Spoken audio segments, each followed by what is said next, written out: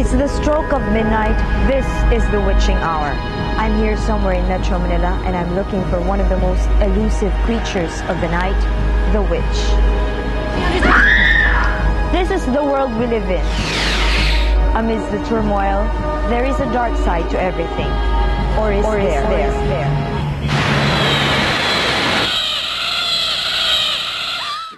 What does it take to become one?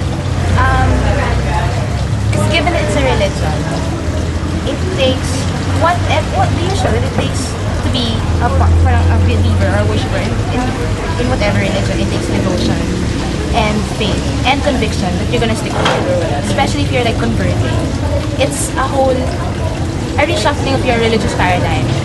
So you really have to think first before becoming a Wiccan, and then stick to the rules, however lenient they are. What's the difference between a witch and a Wiccan? Wiccan's a religion, and witches are more practitioners of witchcraft. This is actually a basic altar layout. So each part here represents an element.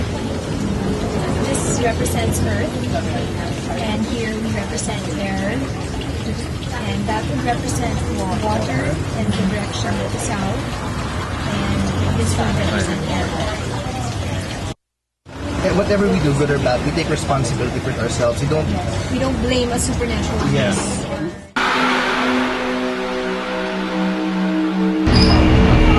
Hi. You consider yourselves as witches, right? Yeah. For you, what would the modern day witch be like? I don't know, any other person would do. Yeah. Talaga?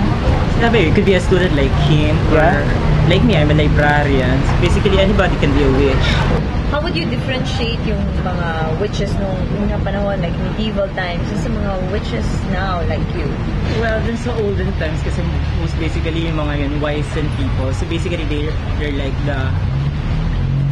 they're doctors then, or yung mga ano diba, herbalists nila. So basically ngayon kasi hindi mo na pwedeng hindi ganun kadaling i-apply na yun. Pero we do learn some herbal thingy, alternative medicine stuff. Tapos ayun, we do practice pranic healing. So basically na-integrate din dito yung Eastern tsaka yung Western kasi kadalasan iniisip nila yung witchcraft is more of the Western thingy. Ngayon kasi with the modern witchcraft, napapasok na dito yung Feng Shui, Taoist beliefs, Buddhist beliefs. Halo-halo na. Halo-halo na. So basically more eclectic na siya. So what kind of powers do you have as a witch?